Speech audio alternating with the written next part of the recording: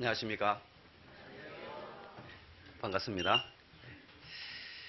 저는 중랑교회에 오래전에 여기 결혼식이 있어서 그때는 하객으로 함께 참여해서 왔던 적이 있는데요. 오늘 처음으로 이렇게 주일을 맞이해서 여러분과 함께 하나님의 말씀으로 교제하게 되었습니다. 귀한 시간을 주신 것을 감사드리면서 함께 우리 하나님 앞에 기도드리겠습니다.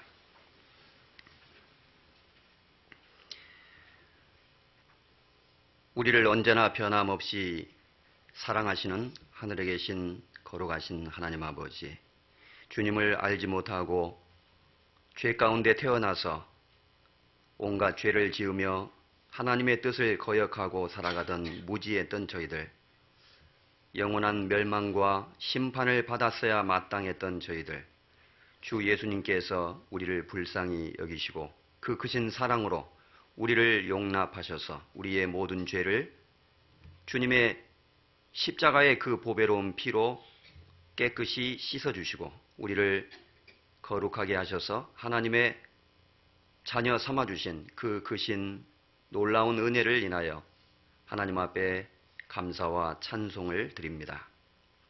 주님의 보배로운 피로 구속함을 받은 사랑하는 성도들, 오늘 주일을 맞이하여 다 함께 이 자리에 모여서 주님의 그 은혜와 크신 사랑을 다시 한번 마음에 기억하고 하나님 앞에 우리가 마땅히 더욱 어떻게 살아야 할 것을 배우며 생각하며 또 다짐하는 시간을 갖고자 이 자리에 있습니다.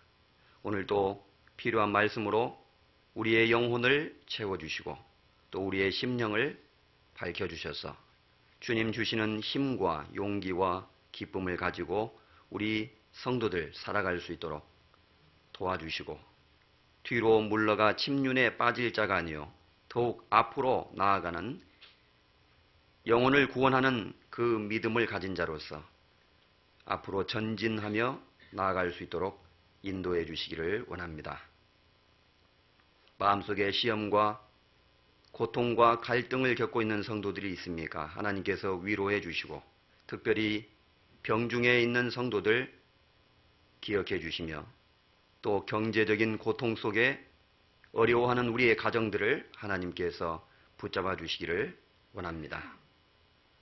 멀리 선교 지역에 수고하시는 세계 곳곳의 우리 선교사님들과 함께하는 우리의 가정들을 주님께서 기억해 주시고 특별히 어려운 환경에서 혹독한 환경에서 복음을 전하는 귀한 선교사님들 함께해 주시기를 저희들 간구드립니다. 우리 중랑교회를 주님께서 이곳에 세워주셨습니다. 더욱더 크신 사랑과 은혜로 우리 교회를 지켜주시고 하나님의 귀한 역사가 더욱 나타나는 참으로 아름다운 교회로 더욱 이끌어 주시기를 하나님 앞에 간구드립니다. 오늘 또 처음 시작하는 시간부터 마치는 시간까지 주 성령님께서 우리 각 사람과 함께하여 주시기를 간절히 원하며 우리를 언제나 사랑하시는 주 예수 그리스도의 이름으로 감사하며 기도드렸습니다. 아멘. 다 같이 구약성경 민수기 14장을 찾겠습니다.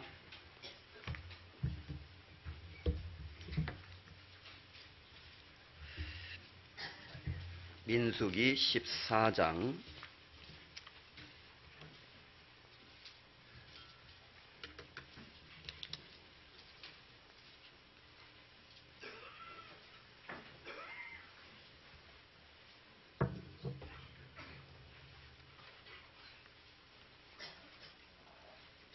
찾으셨으면 1절에서부터 제가 낭독하겠습니다. 페이지 수로는 217페이지 되겠습니다. 온 회중이 소리를 높여 부르짖으며 밤새도록 백성이 곡하였더라. 이스라엘 자손이 다 모세와 아론을 원망하며 온 회중이 그들에게 이르되 우리가 애굽 땅에서 죽었거나 이 광야에서 죽었다면 좋았을 것을 어찌하여 여호와가 우리를 그 땅으로 인도하여 칼에 망하게 하려 하는고 우리 처자가 사로잡히리니 애굽으로 돌아가는 것이 낫지 아니하랴. 이에 서로 말하되 우리가 한 장관을 세우고 애굽으로 돌아가자 하매 모세와 아론이 이스라엘 자손의 온 회중 앞에서 엎드린지라. 그 땅을 탐지한 자 중 눈의 아들 여호수아와 여분네의 아들 갈렙이 그 옷을 찢고 이스라엘 자손의 온 회중에게 일러 가로되 우리가 두루 다니며 탐지한 땅은 심히 아름다운 땅이라. 여호와께서 우리를 기뻐하시면 우리가 그 땅으로 우리를 그 땅으로 인도하여 들이시고 그 땅을 우리에게 주시리라. 이는 과연 젖과 꿀이 흐르는 땅이니라. 오직 여호와를 거역하지 말라. 또 그 땅 백성을 두려워하지 말라. 그들은 우리의 밥이라. 그들의 보호자는 그들에게서 떠났고 여호와는 우리와 함께 하시느니라. 그들을 두려워 말라 하나 온 회중이 그들을 돌로 치려 하는 동시에 여호와의 영광이 회막에서 이스라엘 모든 자손에게 나타나시니라. 새해를 맞이해서 하나님 앞에 우리 각자가 자신의 신앙을 되돌이켜 보면서 또 다짐하면서 하나님 앞에 결심도 하고 또 새로운 마음을 가졌으리라 생각합니다. 지난 한 해를 뒤로 하고 벌써 2018년 새해를 맞이했습니다. 벌써 몇 주가 지났죠.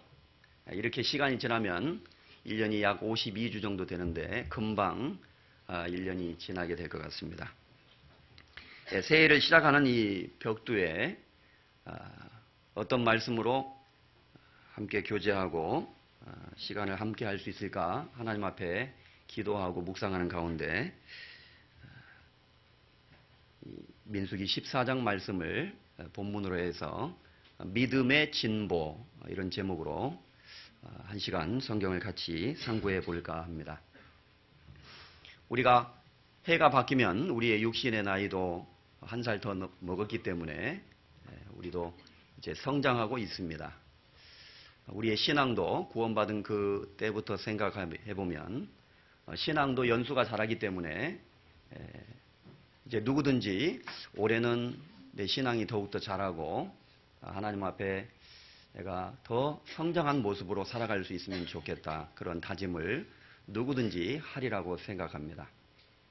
히브리서 5장 12절 이하에 보면 때가 오래므로 너희가 마땅히 선생이 될 터인데 너희가 그리스도의 초보가 무엇인지 누구에게 가르침을 받아야 할 것이니 대저 젖이나 먹고 단단한 식물을 먹지 못할 자가 되었도다. 이런 말씀이 있는데 때가 오래므로 이제 시간이 오래 지났으니까 마땅히 선생이 될 터인데 적어도 다른 사람을 가르쳐주고 인도해주고 도와주는 사람이 돼야 될 텐데 아직도 그리스도의 초보가 무엇인지 누구에게 가르침을 받아야 할 것이니 아직도 누가 나를 가르쳐주고 인도해주지 않으면 안 되는 그런 상황에 여전히 있으니 말하자면 젖이나 먹고 단단한 식물을 먹지 못할 자가 되었도다. 어린아이가 태어나서 자라고 있는데 어느 정도 시간이 흘렀는데 아직도 젖을 먹고 있는 모습이나 마찬가지라고 말할 수 있다는 것입니다. 초등학교 1학년이 아직도 엄마 젖 먹고 있으면 안 되잖아요. 이제 좀 자라면은 단단한 식물을 먹고 그래서 단단한 식물은 장성한 자의 것이라는 말씀처럼 이제 구원받은 이후에 우리의 신앙의 모습도 분명 하나님 앞에 달라져야 되리라고 생각합니다. 그러나 우리의 변화되지 않은 육신의 성품이 또 우리를 괴롭히고 여전히 우리를 뒤로 끌어당겨서 옛날의 내 모습으로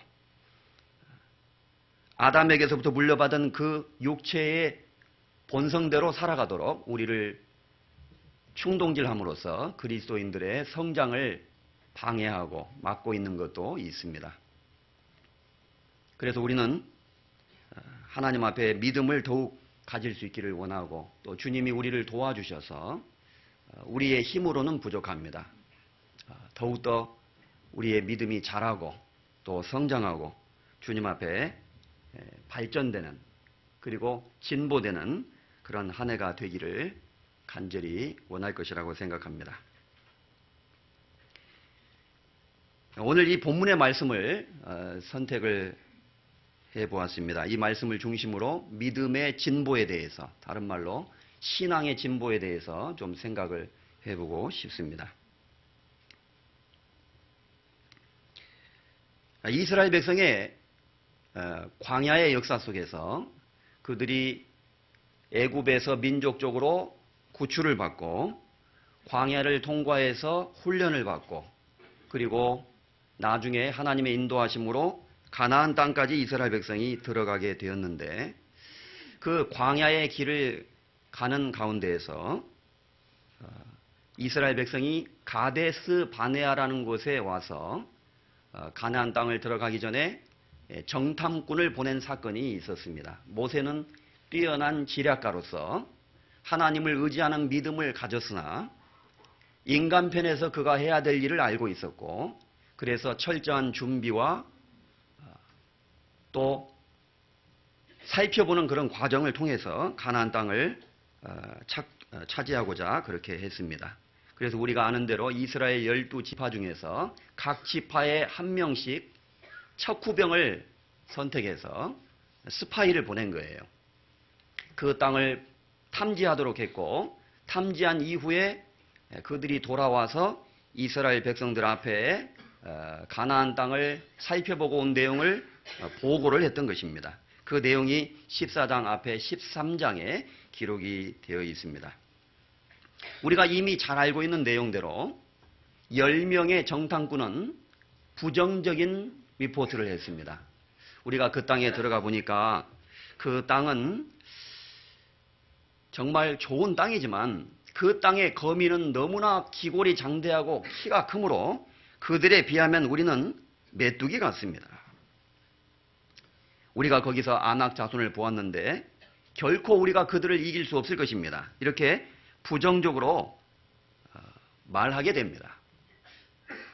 그러나 여호수아와 갈렙은 백성들을 안돈시키고 그들에게 용기를 가져다 주면서 하나님께서 그 땅을 우리에게 약속하셨으니 우리는 그 약속을 의지하고 들어가기만 하면 반드시 그 땅을 차지하게 될 것입니다. 우리가 이 광야에서 계속 머물러 있을 수 없고 하나님이 우리에게 약속하신 그 땅을 얻기 위해서 우리는 앞으로 나가야 됩니다. 말하자면 민족적으로 이스라엘 민족이 한 사람이라고 우리가 생각한다면 그 자리에서 멈추어 있지 않고 용기를 가진 사람으로서 가나안 땅으로 전진해서 들어가야 된다는 것을 이야기했습니다. 그러나 다수결이 그 당시에는 좀 통했던 것 같아요. 믿음을 가지지 않은 사람들은 많은 사람들이 이야기하는 그 이야기를 듣고 인간적인 생각에 사로잡혀서 낙심을 하게 됩니다. 그래서 14장의 이 본문의 말씀은 그 10명의 정탐꾼의 부정적인 보고를 듣고서 온 회중이 소리를 높여서 밤새도록 곡하면서 모세와 아론을 원망하고 그리고 하나님 앞에 불평하는 소리를 하게 됩니다. 우리가 애굽 땅에서 차라리 죽었거나 이 광야에서 죽었다면 차라리 좋았을 것을 어찌하여 하나님은 우리를 결국 가나안 땅으로 인도하셔서 그 기골이 장대한 백성들에게 죽게 하려고 하시는가?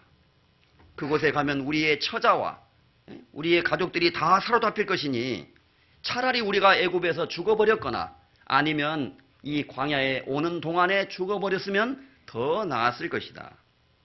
이렇게 불평하면서 차라리 이제라도 우리가 한 장관을 세우고 그 장관을 중심으로 해서 애굽으로 돌아가자. 돌아가는 운동을 벌이게 된 거예요. 이스라엘을 한 사람으로 표현한다면 완전히 철부지아이의 모습입니다. 아직도 너무나 신앙이 미숙하고 부족한 상태에 있는 모습을 보여주고 있습니다. 이 가데스 바네아라는 사건 이후로 이스라엘 백성은 광야에서 이제 40년 동안 가나안 땅을 곧바로 들어가지 못하고 며칠이면 들어갈 수 있는 그 짧은 거리를 40년 동안 헤매고 그곳에서 낭비하게 됨으로써 혹독한 과정을 겪게 되는 것입니다.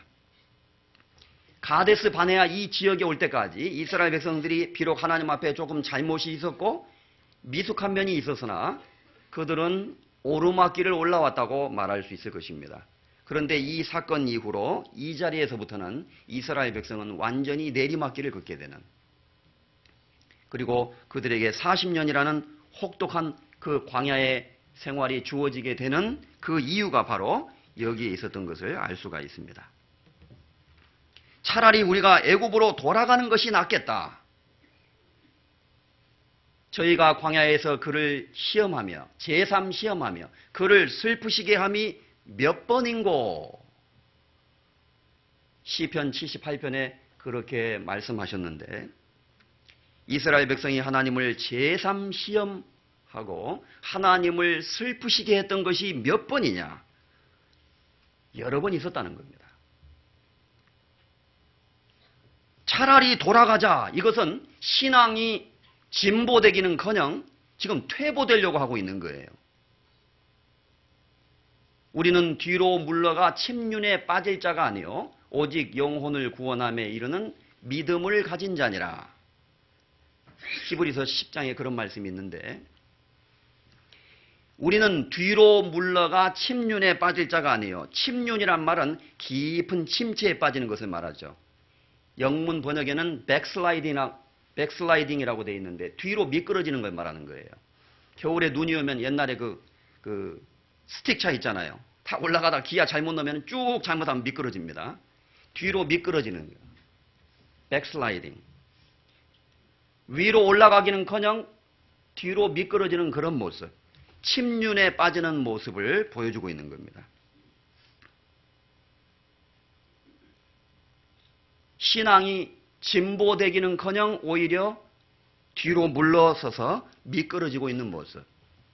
이것은 어떤 사람의 이야기가 아니라 바로 하나님 앞에서 저와 여러분, 우리 자신의 모습일 수 있다는 것을 하나님께서 말씀하고 있습니다. 우리의 육신 속에는 하나님의 뜻을 알면서도 그것을 순종하기를 주저하고 있고 때로는 싫어하고 있고 그리고 원치 않는 모습도 있고 하나님의 뜻을 알지 못하고 짧은 생각으로 불평하고 원망하는 그러한 육신의 모습이 우리 각자의 모습 속에 있다는 것을 알게 됩니다. 이 말씀을 잡고 호세아서 11장을 잠깐 찾아보겠습니다. 오늘 본문의 말씀에 줄을 넣어놓으시고 호세아서 11장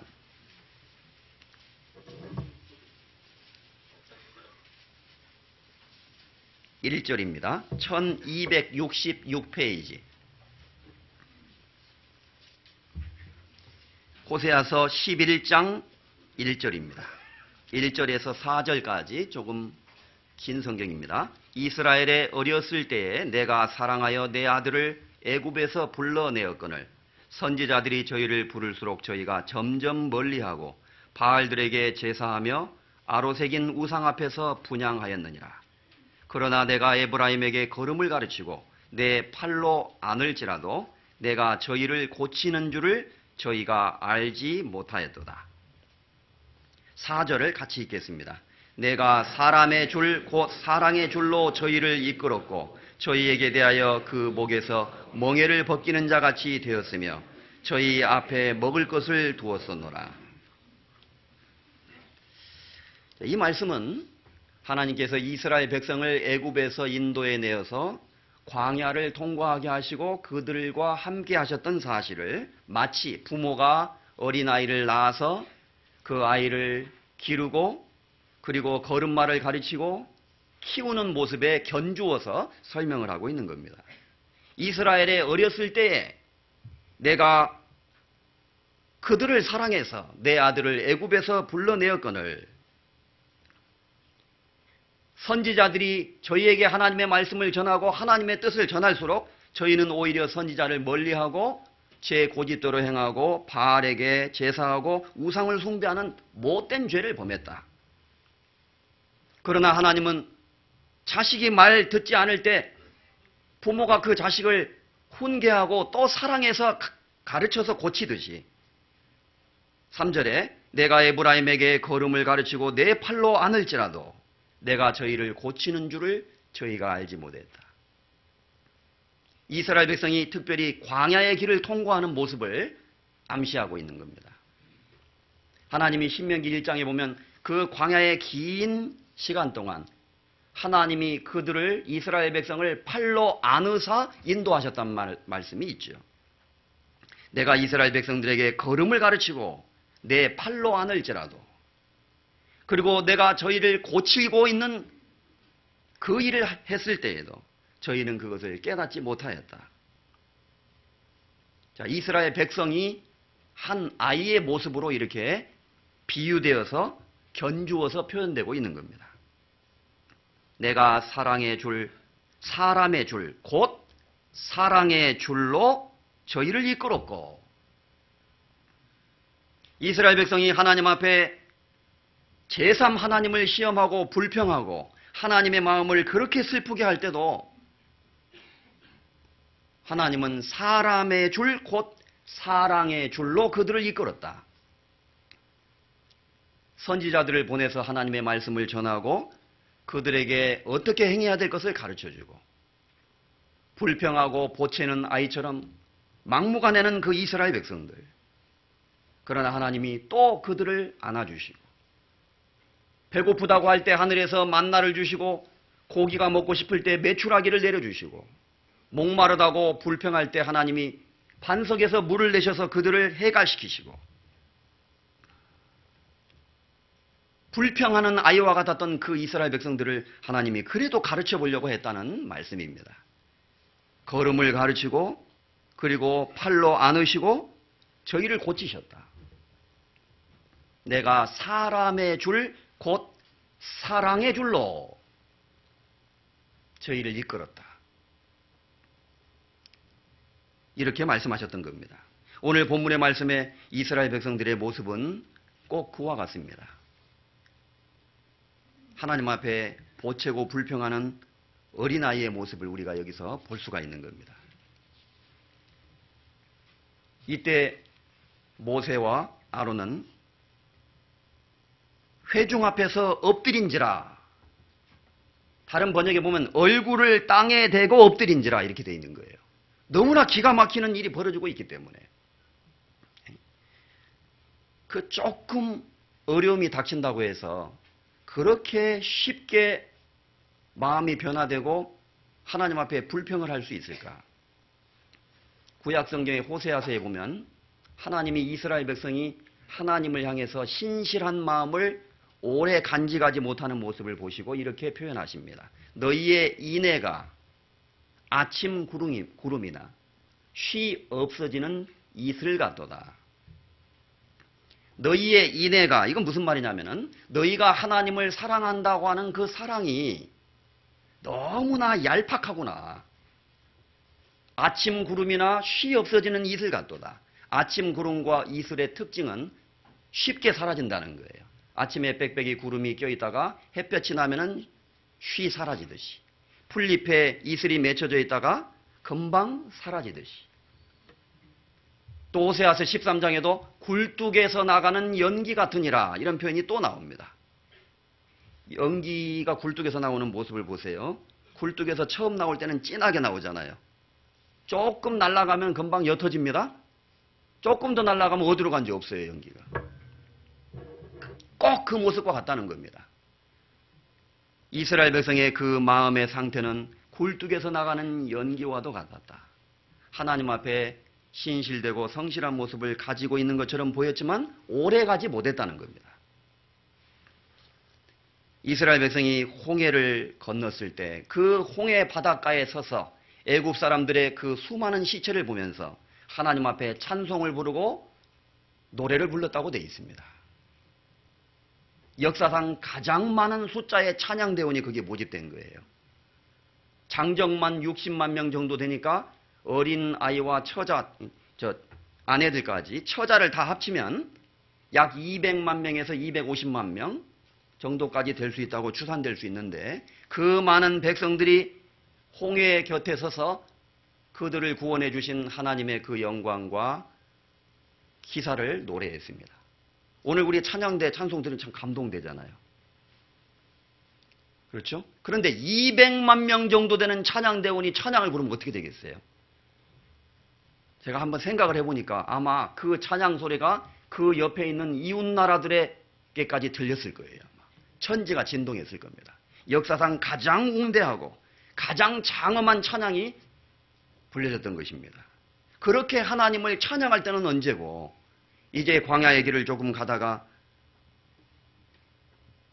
가나안 땅에 척후병을 보내고 난 다음에 그들의 보고를 듣고서는 금방 그들의 마음이 낙심됩니다. 모세와 아론은 그 앞에서 얼굴을 엎드리고 난처해하고 하나님 앞에 통회하는 심정을 가지고 기도했던 겁니다. 그리고 그 옷을 찢고 하나님 앞에 회개하는 모습을 가지죠. 여기 대다수의 이스라엘 백성들은 신앙이 퇴보되는 모습. 그러나 여호수아와 갈렙은 끝까지 백성들을 안돈시키면서 전진하는 모습. 여기 13장 30절 보세요.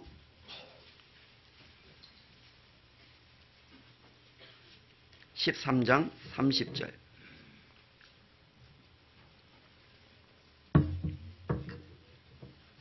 민수기 13장 30절입니다. 죄송합니다.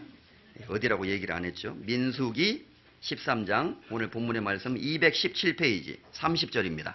갈렙이 모세 앞에서 백성을 안돈시켜 가로되 우리가 곧 올라가서 그 땅을 취하자 능히 이기리라 하나 그와 함께 올라갔던 사람들은 가로되 우리는 능히 올라가서 그 백성을 치지 못하리라.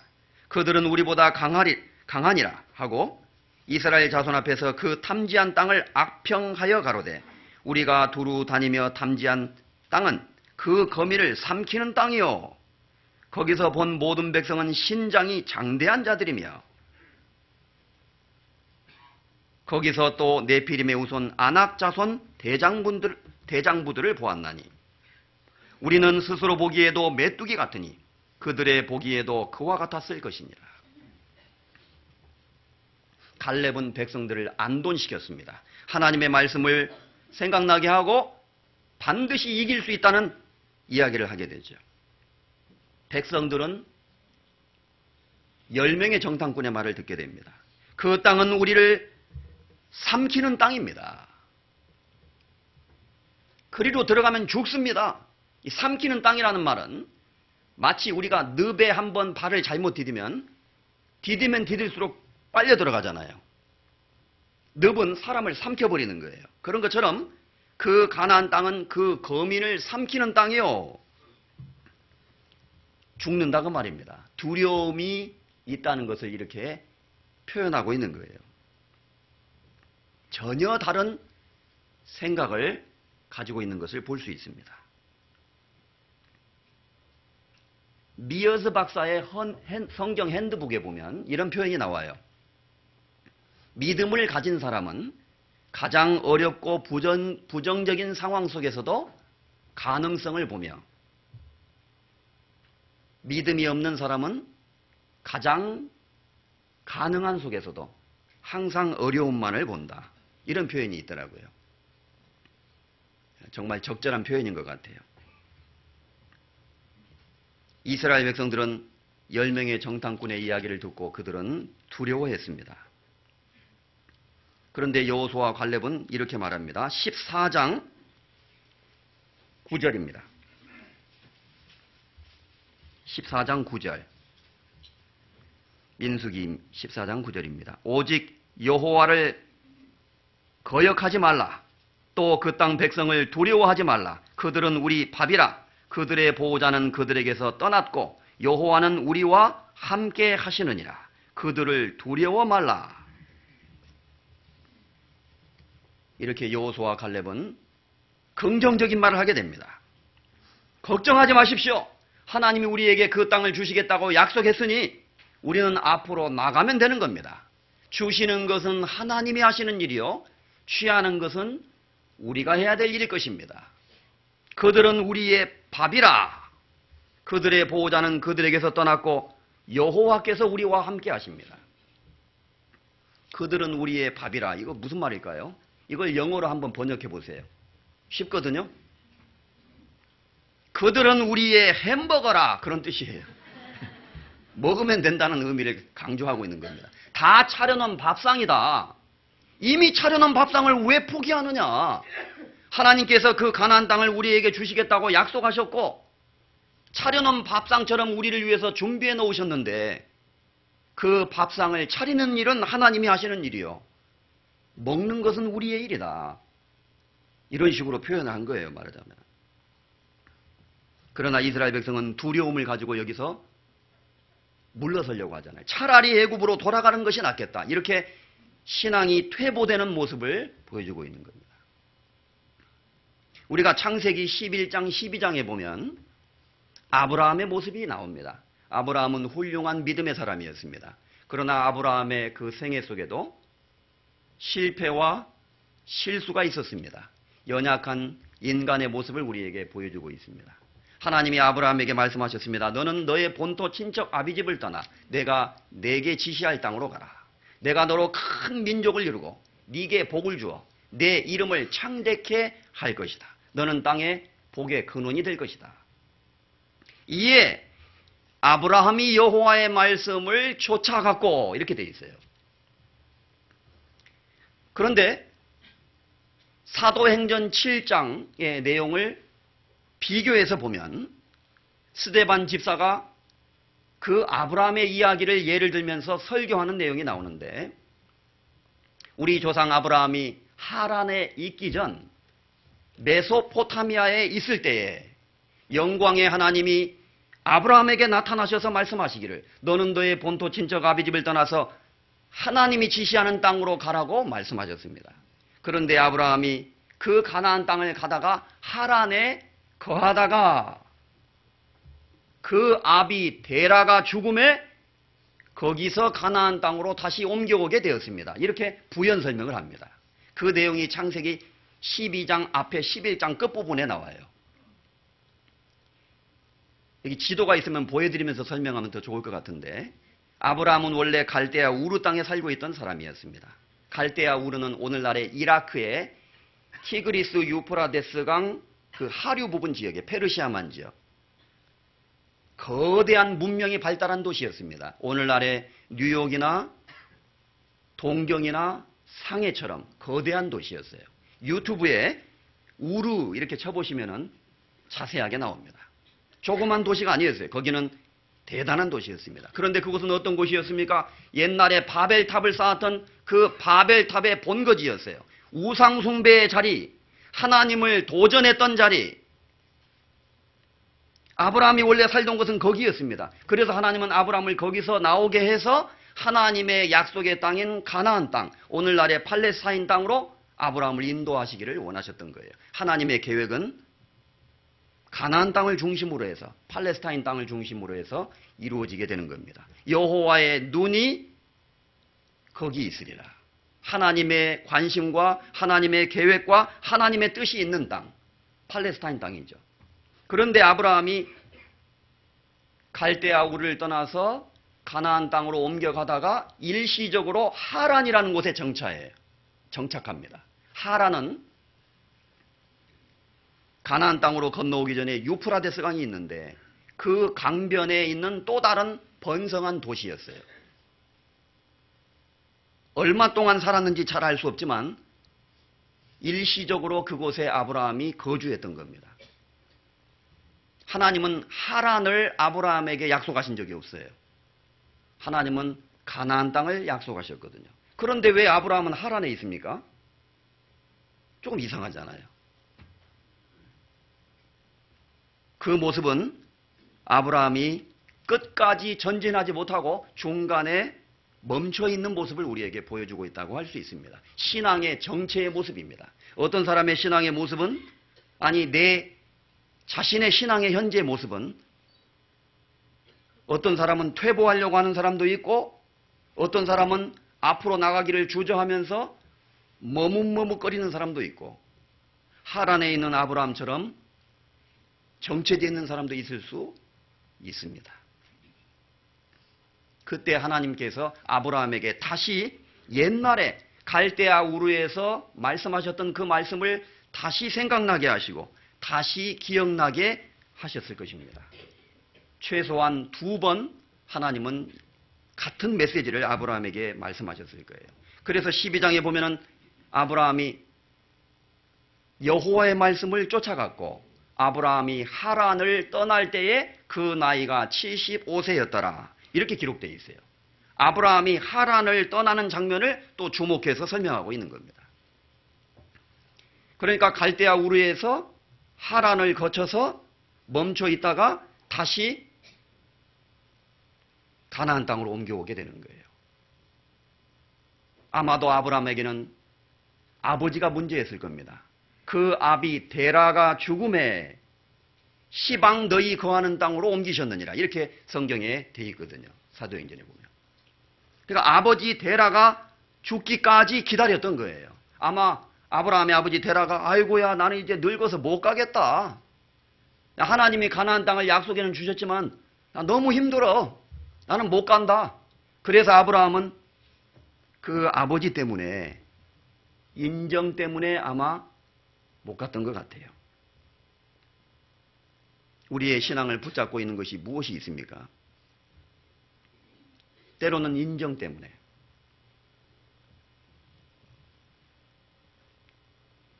또는 우리의 생각과 삶 속에 숨어있는 어떤 죄 때문에, 죄가 우리를 꽉 발목을 붙잡고 있어요. 잘못된 습관 때문에. 세상 사람들도 새해가 되면은 난 올해는 술을 반드시 끊어야 되겠다. 담배를 내가 이번에는 반드시 끊는다. 결심하죠. 근데 올해 못 가서 문제지 그게. 일단 결심은 하잖아요. 우리도 우리의 신앙이 분명히 나아지고 진보되고 발전되려면은 결심이 필요합니다. 어떤 결심이 필요합니까? 내 신앙생활 속에서 내 발목을 붙잡고 있는 것이 있다면 그것을 좀 정리하고 끊어버리겠다는 결단을 좀 내려야 될 거예요. 잠언 30장에 보면 땅에 작고도 지혜로운 짐승이 몇이 나오는데 그 중에 도마뱀이 있어요. 도마뱀. 아주 작은 뱀, 도마뱀이지만 왕궁에 거하는 그 도마뱀에 대해서 말하고 있습니다. 도마뱀은 어떤 지혜가 있을까요? 도마뱀은 자기 스스로 자기 꼬리를 잘라내는 지혜가 있습니다. 이 도마뱀을 직접 제가 본 적이 있어요. 그래서 도마뱀 꼬리를 진짜로 막대기로 한번 딱 집어봤죠. 잡기가 쉽지 않더라고요. 몇 번 하다가 딱 잡았어요. 그런데 어느 순간인가 벌써 저만큼 가 있어요. 보니까 그 꼬리 끝부분이 빨개요. 또 피가 나오더라고. 도마뱀아 아프지? 이렇게 좀 물어보고 싶은데 자기 스스로 꼬리를 탁 잘라내고 죽을 수 있는 위험에서 스스로를 건져내는 지혜가 있다는 겁니다. 사람에게는 어떤 지혜가 필요합니까? 우리의 못된 습관들, 잘못된 버릇들, 그리고 하나님 앞에서 합당치 못한 마음과 생각에 숨어있는 죄들이 있을 수 있습니다. 그 죄들이 우리의 발목을 때로는 붙잡고 있습니다. 우리를 앞으로 나가지 못하게 합니다. 그 땅의 지혜로운 짐승 중에 사냥개라는 짐승이 또 잠언에 보면 뒤이어서 나옵니다. 시간이 부족하니까 일일이 다 읽을 수는 없고요. 아무 짐승 앞에서도 물러서지 않는 사자와 사냥개와 사냥개를 하나님이 거기서 언급을 하고 계셔요. 사냥개의 특징은 뭐죠? 목표가 주어지면 끝까지 가서 물고 오는 거예요. 우연일지도 모르는데 여호수아와 갈렙의 이름을 히브리어 사전에서 찾아보면 여호와는 구원이시다 이런 의미를 갖고 있어요. 여호와는 호세아시다. 여호수아. 그래서 여호수아라는 말을 헬라어식으로 음역하면 예수아. 아들을 낳으리니 이름을 예수라 하라. 이는 저가 자기 백성을 저희 죄에서 구원할 자이심이라. 예수, 지저스, 예수님의 이름이 구약의 여호수아를 헬라어식으로 읽은 거예요. 여호와는 구원이시다는 의미를 갖고 있는 겁니다. 갈렙의 이름은 히브리어 사전에 보면 사냥개라는 이름을 그 뜻을 갖고 있더라고요. 그래서 이 갈렙의 모습이 그 사냥개의 모습과 유사한 점이 있어요. 갈렙은 말했습니다. 하나님이 그 땅을 우리에게 주셨는데 왜 우리가 그 땅을 포기합니까? 그 땅은 우리의 밥이라. 그들의 보호자는 그들을 벌써 떠났습니다. 가나안의 이방 백성이 의지하는 그들의 신들이 그들을 어떻게 지켜주겠습니까? 여호와는 우리와 함께 하십니다. 이 갈렙의 그 용기는 사냥개의 모습을 닮았잖아요. 앞으로 전진하는 모습. 이런 모습이 나에게도 더 필요한데 뒤로 물러가 침륜에 빠지지 않고 앞으로 전진하는 모습.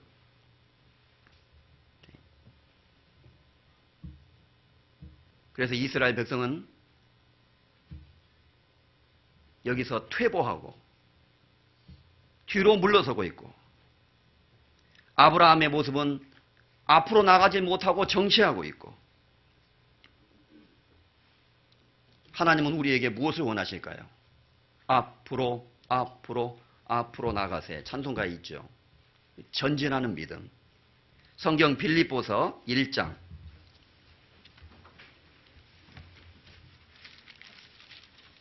고갈의 빌 이렇게 외우면 쉽습니다. 고린도 전후서, 갈라디아서, 에베소서, 그 다음 빌립보서가 있죠. 빌립보서 1장 25절입니다.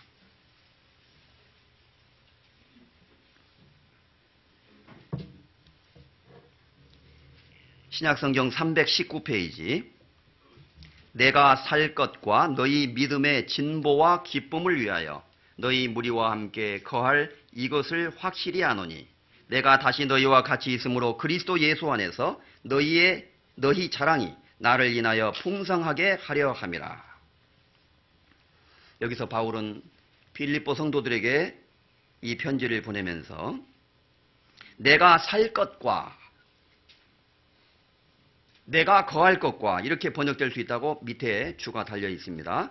내가 살 것과 너희의 믿음의 진보와 기쁨을 위하여 너희 무리와 함께 거할 것을 나는 확신합니다.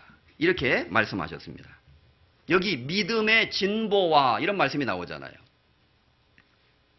뒤로 물러가지 않고 빌립보 성도들의 믿음이 좀 더 나아지고 작년보다는 올해가 나아지고 올해보다는 내년이 더 나아지고 내 개인의 신앙도 또 우리 교회의 신앙의 모습도 조금씩 진보되기를 원하고 그것을 위해서 도와주기를 원했다는 뜻이에요. 공동 번역에는 이렇게 번역이 되어 있습니다. 저는 여러분의 믿음을 발전시켜주고 믿음을 더해줄 수 있기를 바랍니다. 새 번역에는 여러분의 발전과 믿음의 기쁨을 더하기 위하여. 또 현대인의 성경에는 여러분의 믿음을 키우고 기쁨을 누리게 할 수 있으리라고 확신합니다. 이런 식으로 번역이 되어 있어요. 그러니까 믿음의 진보라는 말의 의미가 믿음을 발전시켜주고 믿음을 더해주고 더 크게 증가시켜주고 그리고 믿음을 키우고 성장시켜준다는 의미를 갖고 있다는 것을 알 수가 있는 겁니다. 우리의 삶에 어떤 일이 벌어지더라도 우리가 하나님을 의지하고 믿음을 가진다면 그 모든 것들은 함께 어우러져서 결국 우리의 신앙이 진보되는 쪽으로 나아갈 수가 있을 것입니다. 사도 바울은 빌립보서 1장 12절에서 빌립보 성도들에게 이렇게 말합니다. 12절 앞으로 가보겠습니다. 형제들아 나의 당한 일이 도리어 복음의 진보가 된 줄을 너희가 알기를 원하노라. 이 내용은 무엇을 말하고 있냐면 바울이 복음을 전하다가 빌립보에서 옥에 갇혔어요.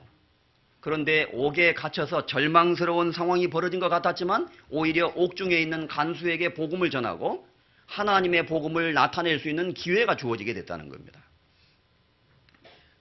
우리가 하나님을 의지하고 순종하고 하나님 중심으로 살아가게 되면 우리의 삶 속에 고통이 주어지고 어려움이 주어지지만 그것은 고통과 어려움으로 끝나지 않고 오히려 우리의 믿음을 진보시키는, 우리의 신앙을 발전시켜주는 요인이 되도록 하나님이 만들어주신다는 겁니다.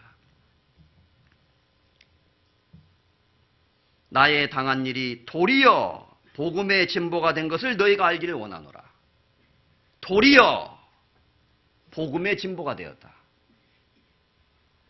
이 도리어라는 단어가 자꾸 생각이 나요. 도리어.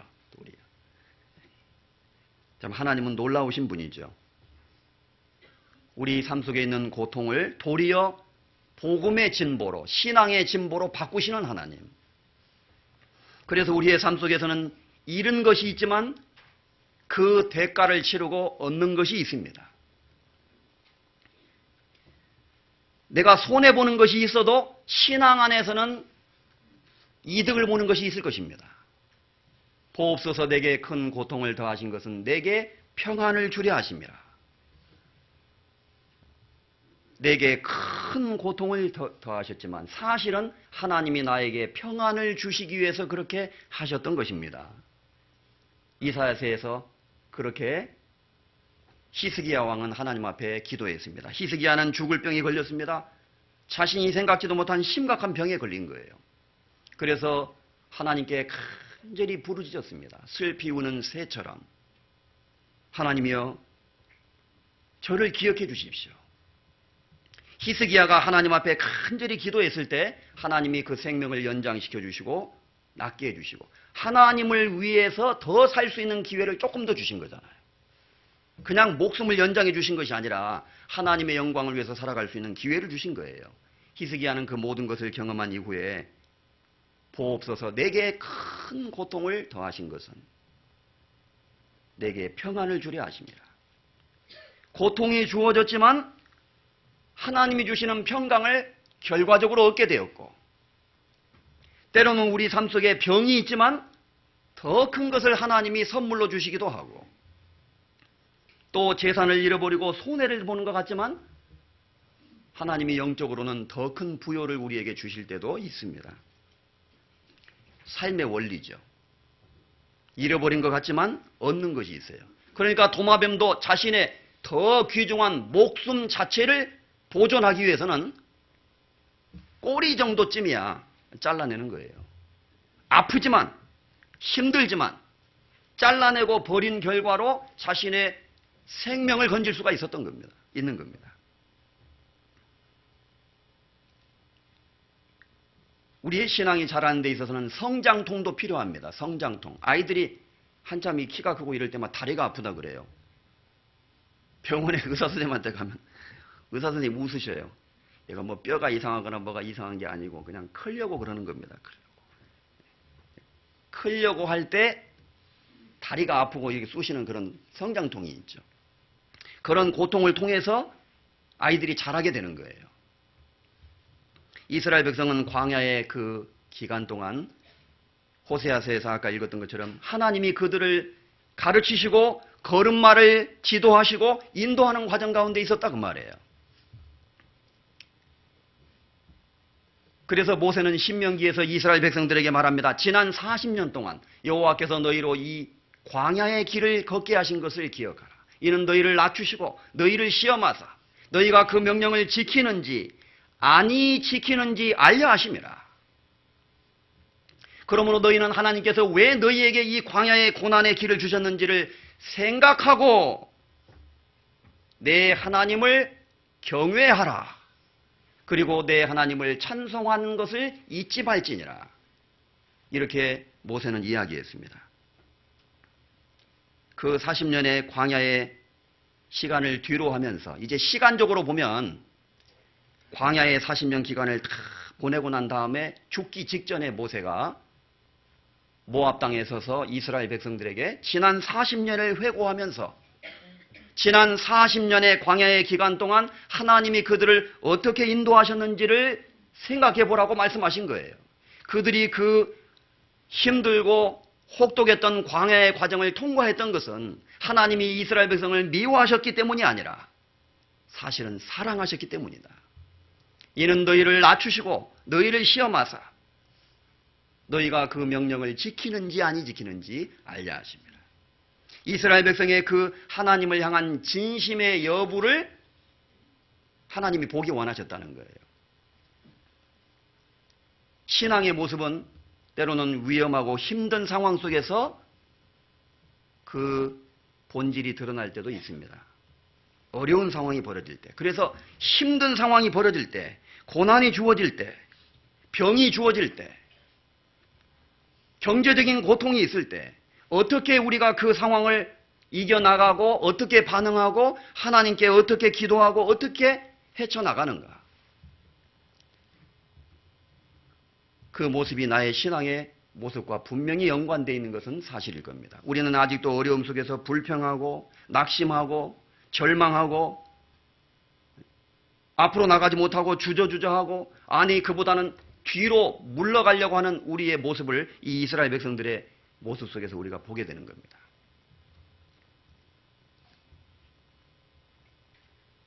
하나님 우리에게 용기 주시기를 원합니다.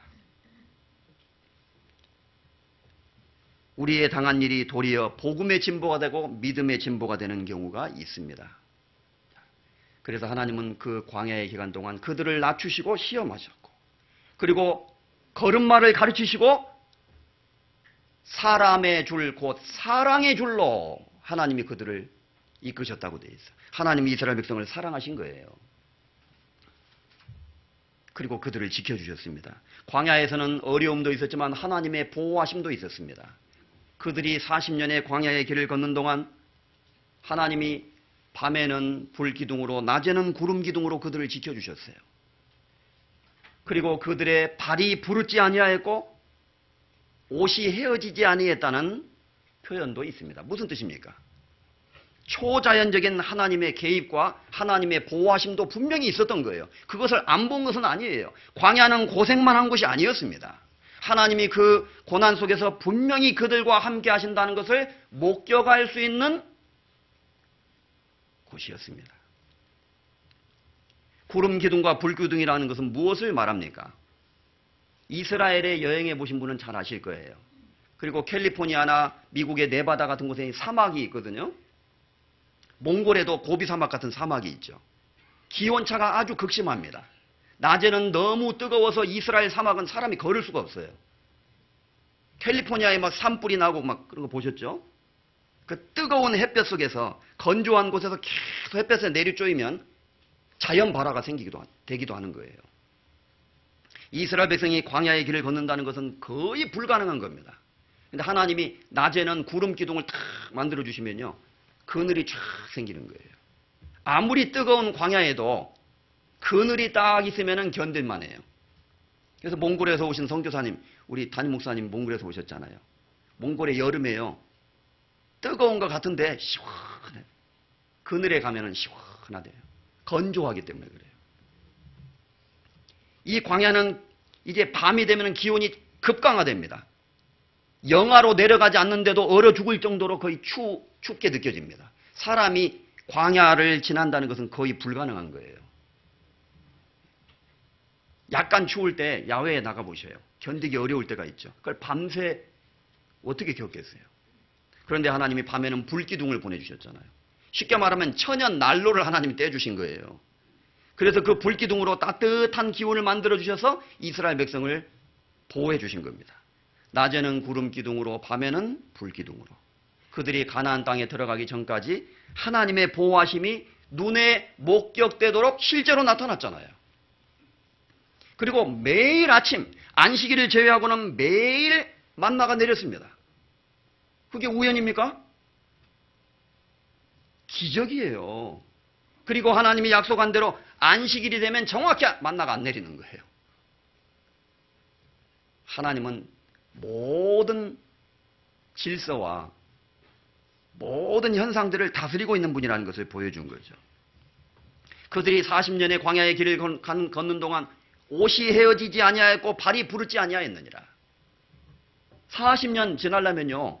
옷이 떨어질 거 아니에요. 그러면 이제 지마켓에서 온라인 쇼핑해가지고 계속 오다 해가지고 또 입고 이렇게 해야 되느냐. 그럴 필요가 없었다는 거예요. 기적적으로 하나님이 보호해 주셨어요. 옷이 헤어지질 않아. 신발이 닳지도 않고 발이 부르지도 아니하였느니라. 광야에는 옷 공장도 없고 신발 공장도 없고 그런 거 없는 겁니다. 그리고 레스토랑도 없고 그런 거 없어요. 하늘에서 그냥 하나님 직접 먹여주시는 거예요. 그러니 하나님이 그들을 지켜주시고 보호해 주시는 것을 어떻게 경험하지 못했다고 말할 수 있느냐는 겁니다. 분명히 그들은 목도했습니다. 하나님은 그들을 사랑하심으로 지켜주셨어요.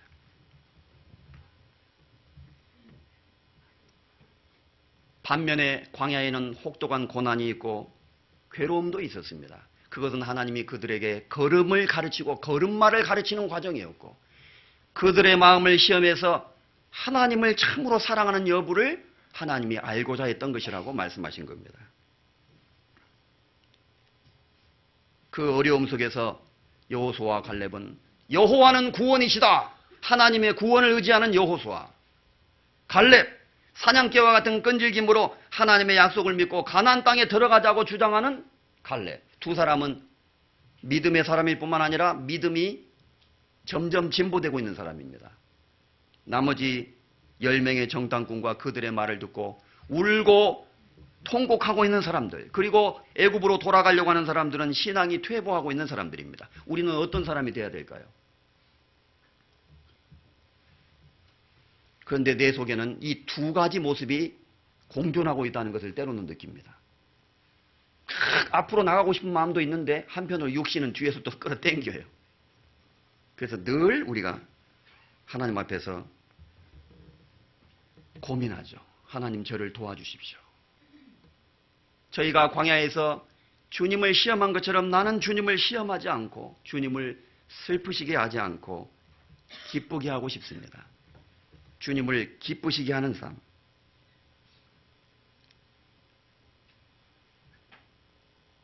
어린아이가 잘 자라잖아요. 잘 먹고 쑥쑥쑥 자라고 의젓하게 말하고 또 때로는 부모님에게 감사할 줄도 알아요.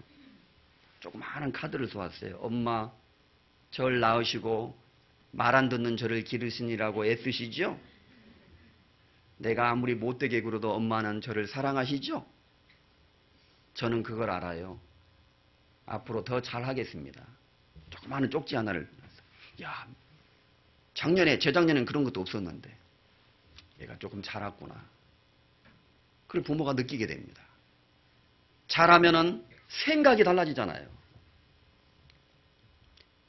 그러므로 우리 온전히 이룬 자들은 이렇게 생각할지니, 성경에 그런 말씀이 있어요.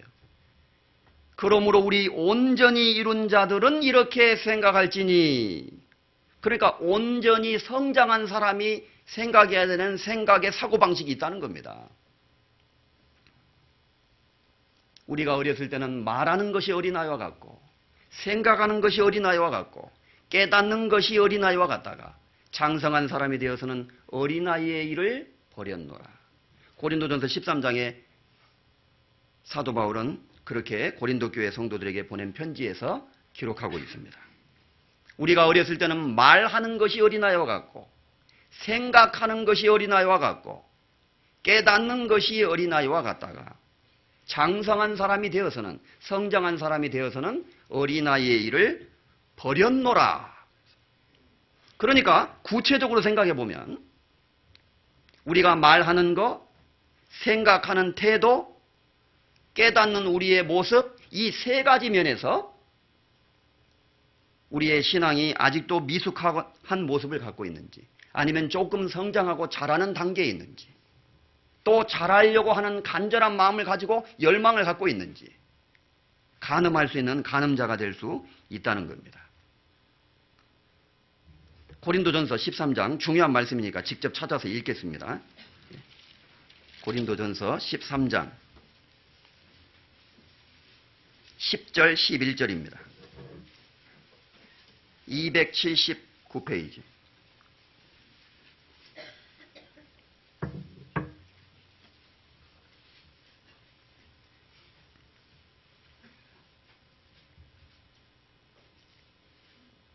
고린도전서 13장 10절 11절 같이 읽겠습니다. 온전한 것이 올 때에는 부분적으로 하던 것이 패하리라. 내가 어렸을 때에는 말하는 것이 어린아이와 같고 깨닫는 것이 어린아이와 같고 생각하는 것이 어린아이와 같다가 장성한 사람이 되어서는 어린아이의 일을 버렸노라. 여기 말하는 것과 생각하는 것과 깨닫는 것은 서로 연관되어 있다는 것을 알 수가 있습니다. 분명히 이것은 연관되어 있을 거예요. 그래서 우리의 신앙이 자랄수록 우리가 좀 더 다르게 생각하고 다르게 말하고 그리고 하나님의 말씀을 깨닫는 것도 좀 달라지고 그렇게 됐으면 정말 좋겠습니다. 그것을 누구든지 구원받은 사람은 그걸 원할 거예요. 그래서 작년과는 달리 올해는 조금 더 나은 모습으로 말하고 생각하고 행동하고 깨닫는 나의 모습. 그 일을 위해서 우리는 전심전력해야 될 겁니다. 디모데 전서 4장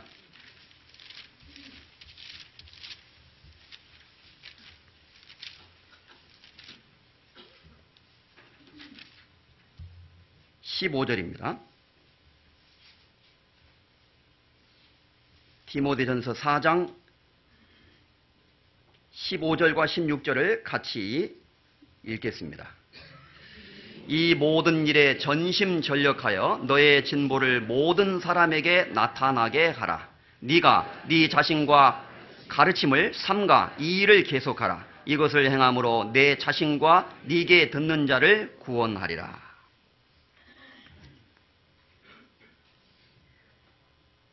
바울은 디모데에게 보낸 이 편지에서 이 모든 일에 전심전력하여 너의 진보를 모든 사람에게 나타나게 하라.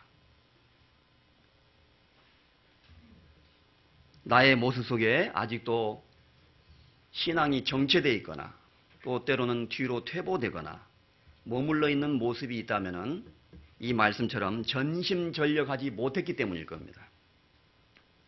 사람은 누구나 과거를 되돌이켜보면 후회가 있어요. 내가 그때 조금 더 열심히 할 것을, 조금 더 넓은 마음으로 사랑으로 행할 것을, 조금 더 조심해서 말할 것을, 조금 마음을 넓히고 형제자매들하고 교제해 봤을 것을, 이렇게 후회가 되는 것이 있습니다. 실패가 없고 잘못이 없는 사람은 없을 겁니다. 그러나 하나님이 우리 가운데 은혜를 주신다는 것은 그 잘못과 실패를 고쳐나갈 수 있는 기회가 주어진다는 거예요. 하나님이 새해를 주시면서 일자와 사시와 연한을 통해서 새로운 한 해를 주시는 것은 우리에게 새로운 기회를 주시는 겁니다. 천국에는 시간이 흘러가는 것이 없어요. 천국은 완전한 곳입니다. 그러나 인간이 살아가는 이 역사 속에는 하나님이 일자와 사시와 연한 같은 걸 주셔서 해가 바뀌고 날이 바뀌고 달이 바뀜으로써 바뀔 때마다 새로운 각오를 갖도록, 새로운 결심을 하도록, 그래서 잘못된 것은 더 이상 반복하지 않고 좋은 것은 계속적으로 행함으로써 우리의 믿음이 발전되고 신앙이 진보되기를 하나님이 원하시는 겁니다. 이 모든 일에 전심전력하여 너의 진보를 모든 사람에게 나타나게 하라. 우리가 아이들 보면 우리 막내가 부쩍 컸네? 아이를 보면 흐뭇해 하잖아요. 우리가 모르는 사이에 애들이 쑥쑥쑥 크고 있어요. 쟤 말하는 것 봐라. 너무 의젓해졌구나. 부모님은 흐뭇해 합니다. 세상에 부모님에게 선물도 가져올 줄 알고 부모님은 감동까지 받습니다. 어린아이가 자라면서 말하고 생각하고 행동하는 그 모습이 조금씩 달라질 때 그 아이가 진보되고 있고 자라고 있다는 것을 느끼잖아요. 부모는 얼마나 기뻐하십니까? 우리를 보고 흐뭇해 하셔요. 우리는 그의 만드신 바라 선한 일을 위하여 지으심을 받은 자니. 에베소서 1장에 그런 말씀이 나오면서 그의 영광의 찬송이 되게 하려 하심이라, 이런 말씀이 있어요. 우리 구원받은 그리스도인들로 하여금 하나님의 영광의 찬송이 되게 하려고 우리를 하나님이 구원하셨다. 우리가 찬송을 부른다고 표현하지 않았고 우리 자신이 하나님의 찬송이 된다고 표현했어요. 음악성 있는 사람은요, 이렇게 악보를 탁 보잖아요. 그러면 처음 보는 탁 악보도 음악 선생님은요, 착 노래가 나와버려요. 그러니까 바라보기만 해도 그냥 멜로디가 나오죠. 저는 악보를 잘 못 읽거든요. 그래서 일단 몇 번 부르고 또 듣고 이렇게 해서 기억을 해서 불러요. 그냥 악보 보고는 잘 안 되더라고요. 그런데 음악 선생님은 탁 보자마자 그걸 보고 바로 노래를 부르잖아요. 바라보기만 해도 노래가 나와요. 구원받은 그리스도인들이 하나님 앞에 의젓하게 우리의 삶이 달라지고 우리의 행동이 달라지고 우리의 신앙생활의 모습이 변화되면 하나님이 우리를 보시고 기뻐하시겠죠. 그리고 노래를 부르실 것 같아요. 그의 영광의 찬송이 되게 하려 하십니다. 하나님 우리를 바라보기만 하셔도 흥겨운 노랫소리가 나오도록 너희의 믿음의 진보를 모든 사람에게 나타나게 하라.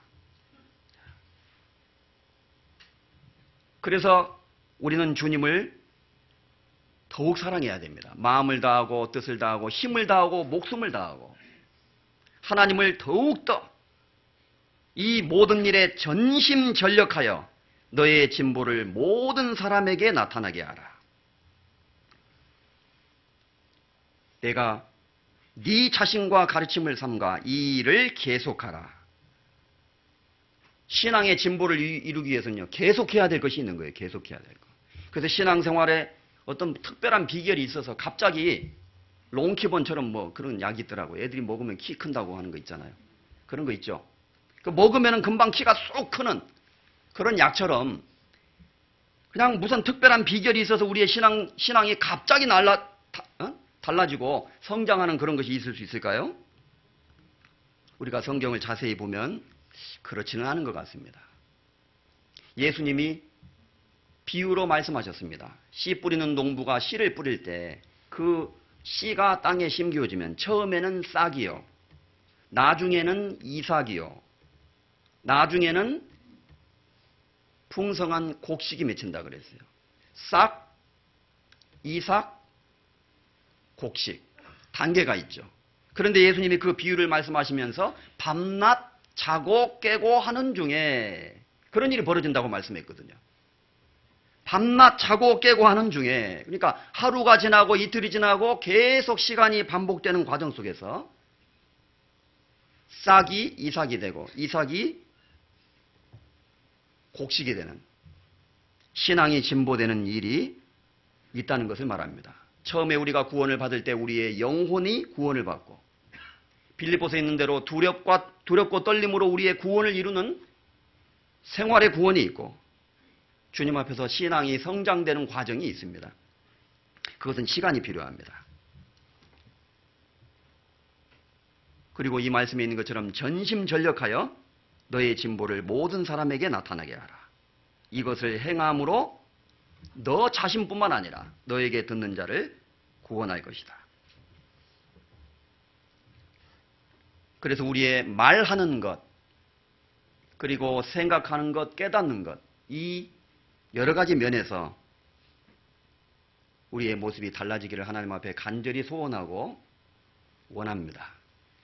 그래서 주님을 기쁘시게 하는 아이처럼 하나님을 즐겁게 하는, 하나님의 마음에 기쁨을 가져다주는 우리의 신앙의 모습이 되기를 바라고, 오늘 이제 몇 가지 말하는 것, 생각하는 것, 깨닫는 것, 이것에 대해서 조금 더 생각을 해보고 싶습니다. 성경 야고보서에 보면 말에 실수가 없는 자는 온전한 자라고 되어 있습니다. 우리 중에 어떠한 사람도 온전한 사람은 없습니다. 그러나 성장한 사람은 해야 될 말과 하지 않아야 될 말을 구별할 수 있고, 그리고 자기가 하는 말이 어떤 영향을 미친다는 것도 알 수 있고, 다른 사람에게 덕을 이루는 말이 무엇이라는 것도 알 수 있게 될 것입니다.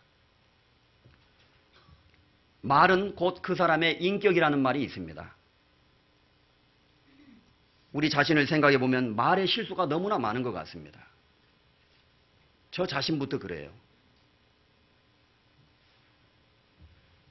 이사야서 6장에 보면 이사야가 하나님 앞에 고백하는 내용이 있습니다. 하나님 저를 보내주십시오. 누가 우리를 위하여 갈고 할 때 이사야가 하나님 나를 보내소서 이렇게 말하는데 그 전에 이사야가 고백한 내용이 나옵니다. 저는 입술이 부정한 자로서 입술이 부정한 백성 중에 거하고 있습니다. 무슨 뜻입니까? 나는 원래 죄인입니다. 이런 뜻이에요. 하나님 앞에 자신의 죄를 고백하고 그 거룩하시고 영광스러운 하나님 앞에서 내가 얼마나 더럽고 비참한 형편없는 사람이란 것을 고백하고 있는 겁니다. 자신의 그 타락된 모습을 한마디로 입술이 부정한 상태라고 표현하고 있는 거예요. 구원받기 전에 우리는 부정한 입술을 가진 사람이었습니다. 어리석은 자는 그 마음에 이르기를 하나님이 없다 하도다. 입으로 하나님을 부인하는 삶을 살아왔습니다. 악인은 그 모든 사상에 이르기를 여호와께서 이를 감찰치 아니하신다 하며 하나님이 나를 보시겠느냐? 하나님이 있으면 어디 있어? 하나님을 부인하는 그리고 하나님을 대적하는 그런 말을 했습니다. 우리의 입술은 주님을 노래하기보다는 주님을 오해하고 주님을 욕하고 그분이 얼마나 귀한 분인가를 알아보지 못했죠. 우리의 전한 것을 누가 믿었느냐? 여호와의 발이 네게 나타났느냐? 우리도 그를 귀히 여기지 아니하였도다. 거듭나기 전에 우리는 예수 그리스도가 얼마나 귀한 분인지 그분이 우리에게 얼마나 소중한 분인지에 대해서 몰랐다는 겁니다. 우리도 그를 귀히 여기지 아니하였도다.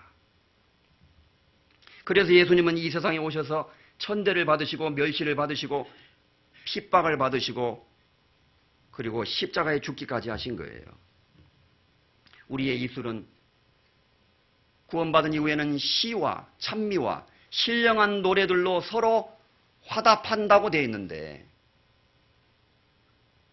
거듭나지 않은 사람들, 하나님을 알지 못하는 사람들의 입은 하나님께 찬양을 드리지 않고 있는 입술입니다. 하나님과 상관없는 입술.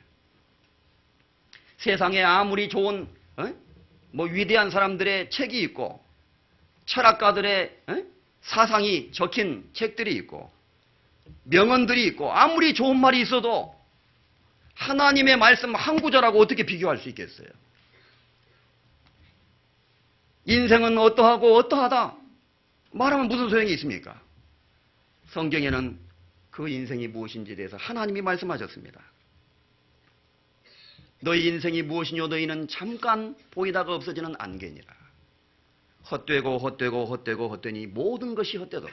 사람이 해 아래서 수고하는 그 모든 수고가 자기에게 무엇이 유익한고? 눈은 보아도 족함이 없고 귀는 들어도 차지 아니하는도다. 여기 초등학생 한 명 세워놓고 그 낭독하라고 해도요. 아이가 읽고 있지만 그 성경을 읽으면 우리에게 감동이 있는 거예요. 하나님의 말씀이기 때문에. 구원받은 이후에 우리는 하나님의 말씀을 말하고 전하고 노래하고 구원받은 이후에 우리의 삶의 모습은 입술의 변화를 통해서 나타납니다. 그래서 우리의 입으로 주님을 증거하고 전도하고 그걸 가장 기뻐하셔요. 우리의 입술은 옛날에 부정했어요. 온갖 음담 패설, 더러운 거, 쓸데없는 거, 가치 없는 것을 이야기했습니다. 구원받은 이후에 우리의 입술은 가장 귀한 것을 우리가 말하게 되는 거예요. 내 주 예수 그리스도를 아는 지식이 가장 고상함을 인합니다. 그래서 우리가 성경을 이야기하는 것은 이 성경의 말씀은 가장 고상한 거, 이 세상에서 가장 가치 있는 거, 가장 존귀한 거,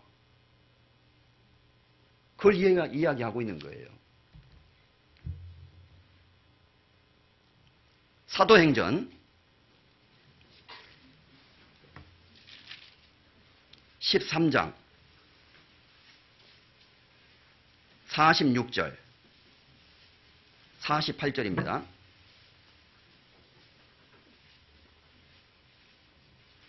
사도행전 13장 46절에서 48절까지 211페이지, 페이지 수로는 되겠습니다. 제가 읽겠습니다. 바울과 바나바가 담대히 말하여 가로되 하나님의 말씀을 마땅히 먼저 너희에게 전할 것이로되 너희가 버리고 영생 얻음에 합당치 않은 자로 자처하기로 우리가 이방인에게로 향하노라. 주께서 이같이 우리를 명하시되 내가 너를 이방의 빛을 삼아 너로 땅끝까지 구원하게 하리라 하셨느니라. 48절 같이 읽겠습니다. 이방인들이 듣고 기뻐하여 하나님의 말씀을 찬송하며 영생을 주시기로 작정된 자는 다 믿더라. 주의 말씀이 그 지방에 두루 퍼지니라. 아름답도다 복음을 전하는 자들의 발이여 함과 같도다.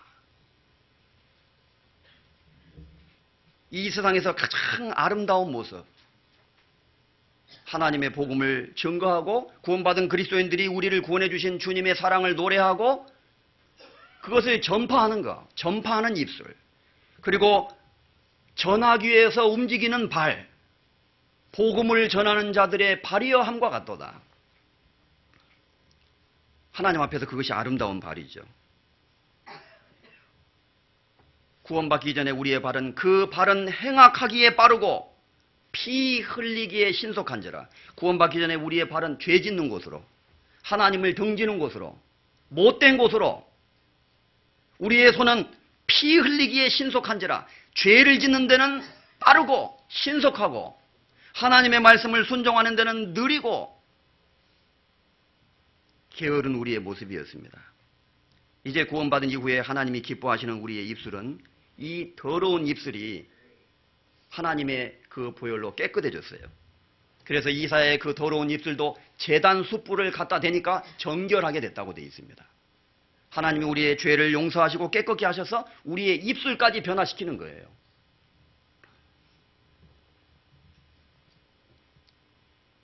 열심히 전도해야 되겠습니다. 우리가 분명히 아는 것은 우리가 깨달은 이 귀한 복음, 너무나 쉽고 너무나 확실하고 너무나 분명하고 우리 교회에만 복음이 있다, 그렇게는 우리는 생각하지 않습니다.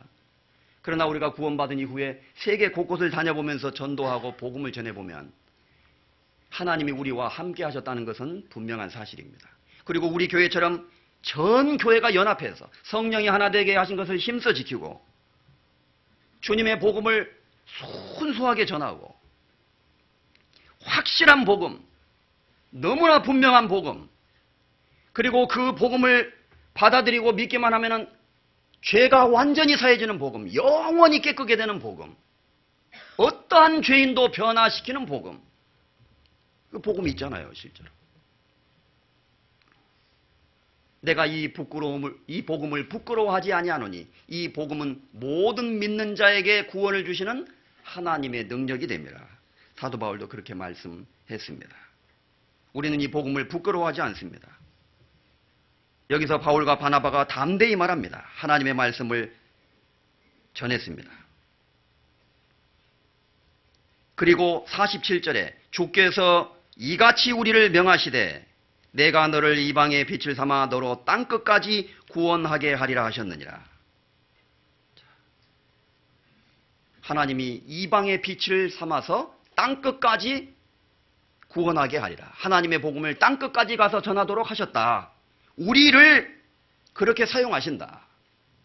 전에 욕하고 죄를 짓던 그 더러운 입술로 하나님의 복음과 하나님의 사랑과 은혜를 노래하도록 하나님이 우리를 불러주셨다. 여기서 사도들뿐만 아니라 우리 구원받은 그리스도인들 전부입니다. 우리 구원받은 그리스도인들의 가장 큰 특권과 영광은 주님의 복음을 전하는 겁니다. 이 말씀 전할수록 내 마음이 기쁘고 목말라 사모하니 참 진리로다. 그런 찬송이 있죠. 이 말씀 들을수록 내 마음이 기쁘고 목말라 사모하니 참 진리로다. 우리 전도인들도 그런 걸 느끼는데요. 상담을 막 하다 보면요, 참 신기해요. 하나님이 도와주신다는 걸 느껴요. 그리고 이 성경을 딱 한 구절 읽어주면 사람이 있고 굴복되잖아요. 뭐 이래서 못 믿겠다 저래서 못 믿겠다 막 얘기하잖아요. 그냥 성경이 이렇게 돼 있는데요. 어떻게 생각하시나요? 그 말씀 앞에 굴복되잖아요. 사람이 도저히 반항할 수 없는 하나님의 말씀의 권위, 그 엄위함, 확실함, 그 분명한 말씀 앞에 사람이 굴복되고 생각이 사로잡혀지고 그리고 변화받아서 사람이 순종하는 삶을 살아가게 된다 이 말입니다. 하나님이 실제로 살아서 역사하신다는 증거인 거예요. 그래서 사도들은 하나님이 그들을 부르셔서 이방의 복음을 전하게 하셨다는 것에 대해서 감사하게 생각했습니다. 지금 우리 교회를 통해서 내가 직접 선교지에 가지 못한다 할지라도 하나님 우리 교회에서 수많은 선교사님들을 불러주시고 정말 복음을 위해서 죽기에 이르러도 자기 목숨을 돌아보지 않을 정도로 하나님의 복음을 위해서 살고자 하는 귀한 분들을 많이 세워주셨잖아요. 누가 우리를 위하여 갈고 하나님이 부르십니다. 주여 나를 불러주십시오. 내가 여기 있습니다. 이렇게 응답하고 화답하는 선교사님들이 계시잖아요. 또 선교사님들 뿐입니까? 우리 모두는 그런 마음으로 주님의 복음을 전해야 될 것입니다. 로마서 10장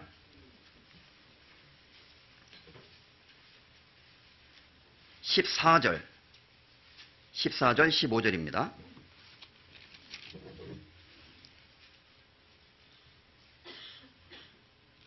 로마서 10장 14절 15절 같이 큰 소리로 읽겠습니다. 253페이지 로마서 10장 14절 15절 그런즉 저희가 믿지 아니한 일을 어찌 부르리요 듣지도 못한 일을 어찌 믿으리요 전파하는 자가 없이 어찌 들으리요 보내심을 받지 아니하였으면 어찌 전파하리요 기록된 바 아름답도다 좋은 소식을 전하는 자들의 발이여 함과 같으니라.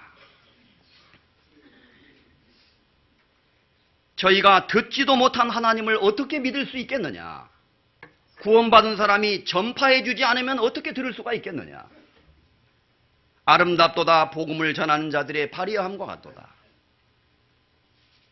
이 성경이 구약 성경에 이사야서가 인용이 됐는데 원래 말씀에는 아름답도다 복음을 전하는 자들의 산을 넘는 발이 얼마나 아름다운고 이렇게 돼 있어요. 때로는 복음을 전할 때 산을 넘어가기도 하는 분들이 있습니다. 먼 나라로 가고 있다는 것을 암시하고 있는 것 같아요. 내가 있는 곳에서 열심히 복음을 전하는 것도 하나님 앞에 아름답고 귀중한 겁니다.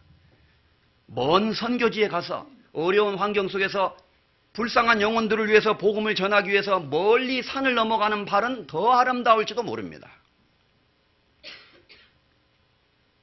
전에 행악하기에 빨랐던 우리의 발은 이제 복음을 전하는 발로. 그래서 우리는 바쁘게 움직이고 복음을 전하기를 원합니다.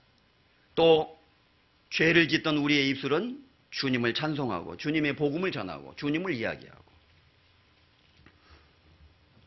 그리고 구원받은 이후에 우리의 신앙생활 속에서도 우리의 입술이 달라져야 됩니다. 잠언 15장에 보면 의인의 마음은 대답할 말을 깊이 생각하여도 악인의 입은 악을 쏟느니라 그랬어요. 어떤 사람 말을 막 쏟아내요. 아무 생각 없이 막 생각난 대로 얘기해버려요. 그래서 한 나라의 대통령이라고 하는 어떤 사람도 가나안 나라에 있는 사람들 뭐 거짓 소굴에서 사는 사람들이라는 둥 그런 얘기를 들으면 어때요, 사람이? 마음이 속상하잖아요. 사람이 말로 남긴 상처는 평생을 간다는 말이 있습니다. 칼로 남긴 상처는 몇 년이 갈 수 있지만 말로 남긴 상처는 평생을 간다는 거예요. 구원받은 그리스도인들의 입은 다른 사람에게 용기를 가져다주고 하나님의 영광을 드러내고 하나님의 사랑을 전하고 우리의 입이 조그마한 혀를 어떻게 사용하느냐에 따라서 교회를 세우기도 하고 교회를 어지럽힐 수도 있습니다. 성읍은 정직한 자의 축원을 인하여 진흥하고 정직한 사람들의 축복, 좋은 말, 덕스러운 말 그것을 통해서 성읍은 도시를 말하는데 한 도시, 한 국가를 말할 수도 있고 영적으로는 우리 교회를 말할 수도 있습니다. 축복을 통해서 진흥이 돼요. 그런 말이 있죠. 꽃이 있는데요. 너 왜 이렇게 못생겼니? 난 넌 냄새가 싫어. 너 꽃 빨리 없어져 버리면 좋겠다. 이 꽃에다가는 되군요. 너는 왜 이렇게 사랑스럽니? 너는 참 이쁘다. 그러면요. 이 꽃은 싱싱하게 잘 자라는데 이 꽃은 시들시들 이렇게 된대요. 그 실험한 것도 있거든요, 유튜브에. 컵에다가 물을 담아놓고요. 한쪽 컵에 있는 물에는 나쁜 말을 계속해. 한쪽 컵에 있는 물에다가는 좋은 말을 계속해. 그럼 이 나쁜 말 들은 물이 빨리 썩어요. 왜 속상해가지고 팍 썩어버린 거예요. 진짜 그런지 안 그런지 물어봐야 되겠네요.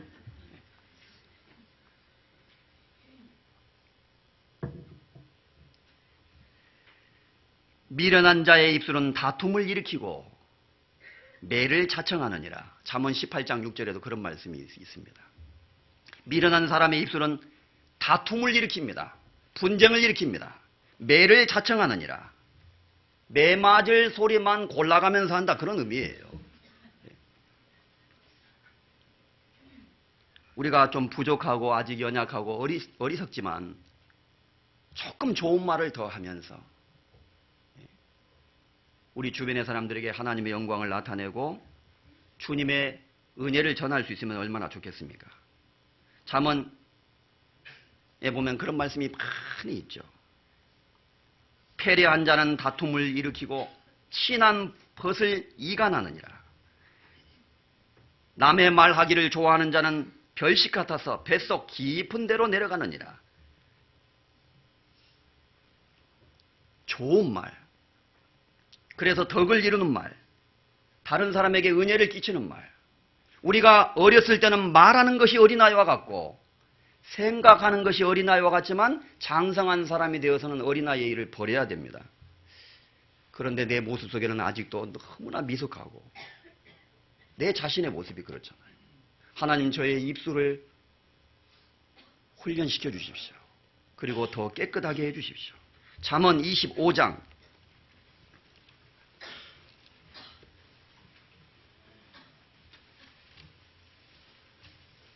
29장부터 먼저 보겠습니다. 잠언 29장 20절.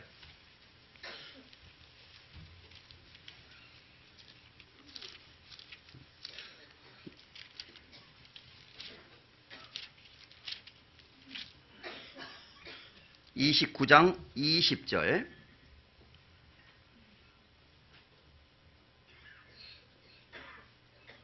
큰 소리로 같이 읽겠습니다. 네가 언어에 조급한 사람을 보느냐? 그보다 미련한 자에게 오히려 바랄 것이 있느니라. 언어에 조급한 사람이 있느냐?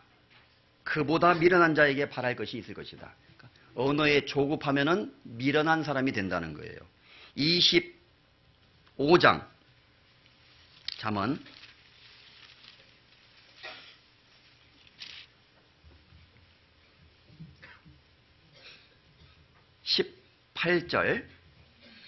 18절입니다. 938페이지 큰 소리로 같이 읽겠습니다. 그 이웃을 쳐서 거짓 증거하는 사람은 방망이요 칼이요 뾰족한 살이니라.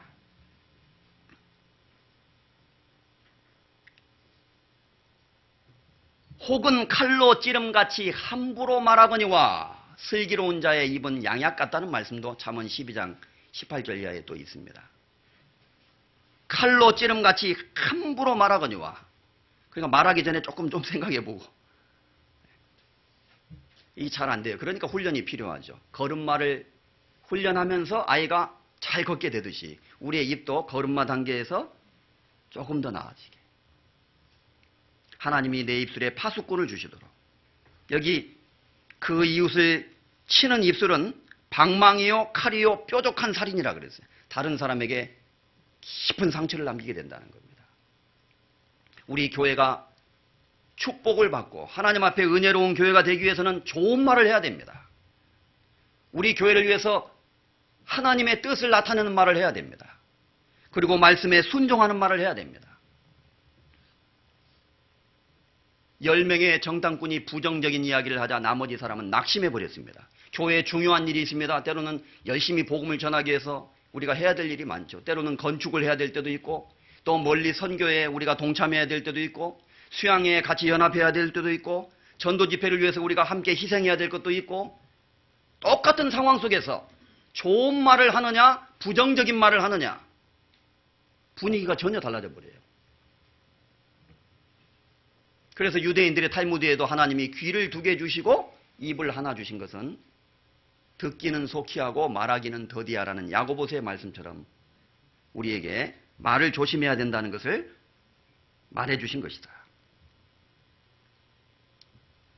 성경 골로새서 신약성경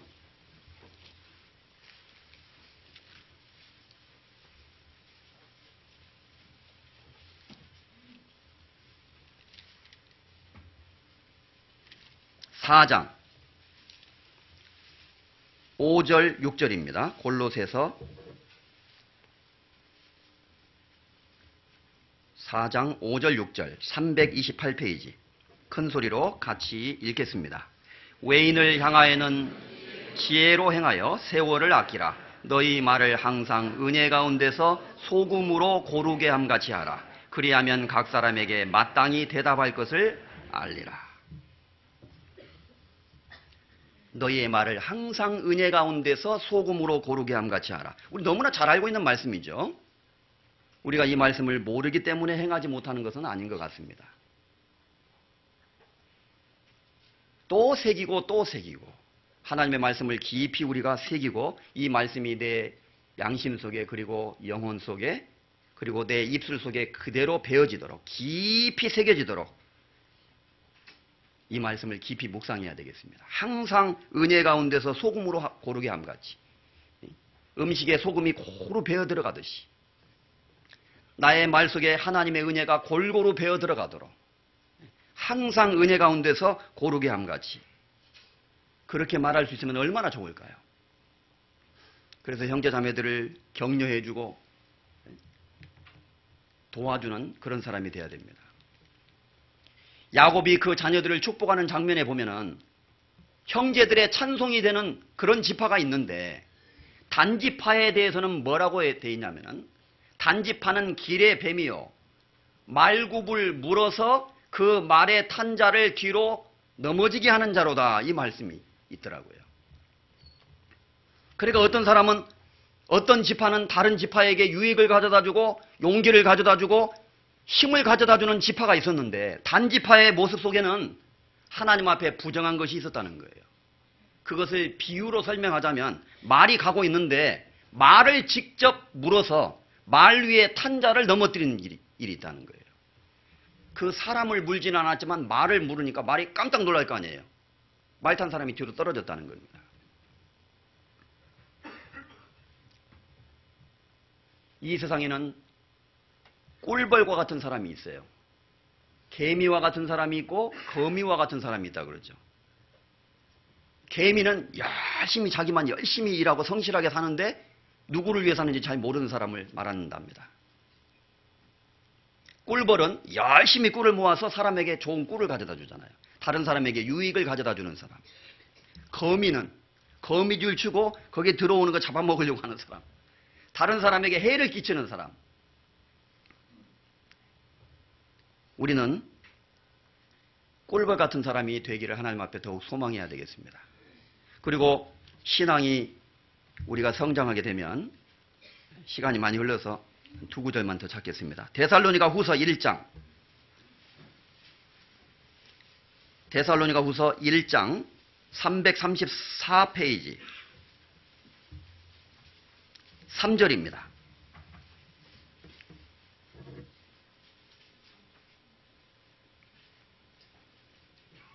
제가 읽겠습니다. 형제들아 우리가 너희를 위하여 항상 하나님께 감사할지니 이것이 당연함은 너희의 믿음이 그 다음 같이 읽겠습니다. 더욱 자라고 너희가 다 각기 서로 사랑함이 풍성함이며 여기 너희 믿음이 더욱 자라고 너희가 각기 서로 사랑함이 풍성함이며 연결되어 있어요. 다시 말해서 우리의 믿음이 자란다는 것과 각기 서로 풍성하게 사랑한다는 것은 연결되어 있다는 뜻입니다. 우리의 믿음이 자라고 신앙이 자랄수록 주님이 주시는 사랑하는 마음이 더 많아져요. 우리 집에서 가장 성장한 인격을 가지고 있는 분이 누구일까요? 부모님인 거예요. 그 부모는 자식을 위해서 희생하고 수고하고 사랑하고 우리 교회에서 가장 훌륭한 신앙을 가진 분이 누구일까요? 교회를 위해서 늘 염려하고 수고하고 희생하고 봉사하고 늘 교회를 생각하고 그 마음이 하나님 중심으로 가 있는 사람, 그리고 성도들을 참으로 사랑하는 사람, 그런 사람이 됐으면 좋겠습니다. 이 이기적이고 고집세고 너무나 어리석은 나를 변화시켜 주셔서 하나님이 이 말씀처럼 내 믿음이 조금 더 자라고, 그리고 서로 사랑함이 풍성함이 가득 차는 우리 교회. 그래서 세상에서 우리가 힘들고 괴롭고 고난을 당하더라도 이 교제 안에 오면 우리 마음이 기뻐지고 즐거워지고 교제를 통해서 마음이 행복해지고 이렇게 돼야 되는 거예요. 세상에서도 힘들어서 교제에 왔는데 교제에서 상처받아가지고 안 나오고 싶어, 주저앉아 버리고 싶어, 그러면 안 되잖아요. 더 우리가 위로해주고 형제자매들을 위해서 봉사하고 우리의 믿음이 더욱 자라고 각기 사랑함이 풍성해지기를 하나님 앞에 원합니다. 예수님은 말씀하셨습니다. 너희가 너희를 사랑하는 자에게만 무난하면 무슨 유익이 있겠느냐. 세리도 이와 같이 아니하느냐.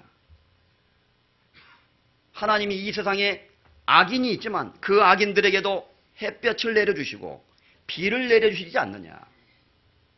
세상에 악한 사람들에게도 하나님이 은혜를 베푸시듯이 너희는 하늘에 계신 너희 아버지의 온전하심과 같이 너희도 온전하라. 마지막으로 그 말씀을 하셨죠. 우리는 너무나 부족합니다. 내 이 고집과 내 육신의 생각으로는 어떻게 형제자매들을 주님이 사랑한 것처럼 사랑할 수 있습니까? 거의 불가능해 보입니다. 그러나 하나님이 주신 그 사랑을 가지고 하나님의 사랑을 생각할 때는 해결되지 않을 게 하나도 없어요, 사실은. 모든 것에 대한 해답이 사랑인 것 같습니다. 우리의 인간관계 속에서 문제가 있습니까? 부부 사이에도 문제가 있습니까? 형제자매 사이에 문제가 있습니까? 어떤 구역에서는 누구 그게 뭐가 문제가 되겠어요? 에베소서에 보면 해가 지도록 분을 품지 말라는 말씀이 있죠.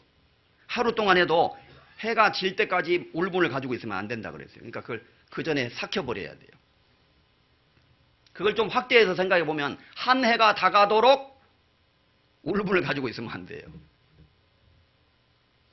그런데 벌써 한 해 지나버렸네. 혹시 마음이 불편한 사람이 있습니까? 내 마음을 괴롭게 하는 사람이 있습니까? 이제라도 가서 사화하고 만나고 교제하고 하나님께 예배를 드리러 가다가 형제에게 원망 들을 만한 일이 생각나거든 먼저 가서 형제하고 사과하고 하나님께 예물을 드리라고 그랬죠. 평소 때는 생각이 잘 안 나는데 하나님께 기도하러 가다가 생각이 나는 경우가 있어요. 말씀을 듣다가 교제하다가 생각나는 때가 있습니다. 하나님 우리에게 생각나게 하십니다.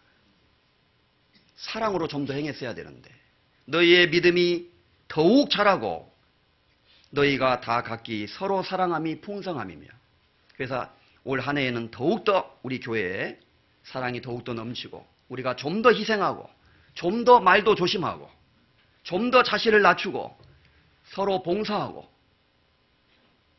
모든 면에서 우리의 믿음이 자라는 한 해가 될 수 있기를 바랍니다. 그리고 많은 전도의 열매로 하나님께서 축복해 주실 것을 믿습니다. 같이 기도하시겠습니다. 우리를 언제나 변함없이 사랑하시는 거룩하신 하나님 아버지, 우리는 주님의 그 크신 사랑을 깨닫고 구원함을 얻었습니다. 그러나 우리의 모습은 여전히 너무나 어리석고 미숙하고 또 자라지 못한 모습을 볼 때가 있습니다. 그러한 우리를 주님께서 늘 용납하여 주시고 우리를 가르치시고 또 우리에게 걸음마를 가르치시는 하나님 아버지, 이제 우리의 믿음이 더욱더 자라고 우리의 사랑이 더욱 풍성해지고 그리고 주님의 말씀에 더욱 간절한 마음으로 순종할 수 있는 마음이 생기고 그리고 우리의 입술로 주님을 찬양하며 주님의 복음을 전할 수 있도록 또 덕을 세우는 말을 할 수 있도록 우리의 모든 삶을 변화시켜 주시기를 주님 앞에 더욱더 간절히 간구드립니다. 우리 교회를 주님께서 더욱 사랑하셔서 전도의 문을 더욱 열어주시고 우리 주변에 이뤄져 있는 많은 불쌍한 영혼들에게 이 귀한 복음과 이 기쁜 소식을 자랑스럽게 전할 수 있도록 우리에게 힘과 용기와 지혜를 주시옵소서. 우리를 죄에서 구원해 주신 우리 주 예수 그리스도의 이름으로 감사하며 기도드렸습니다. 아멘. 찬송가 401장 같이 하시겠습니다. 천성을 향해 가는 성도들아.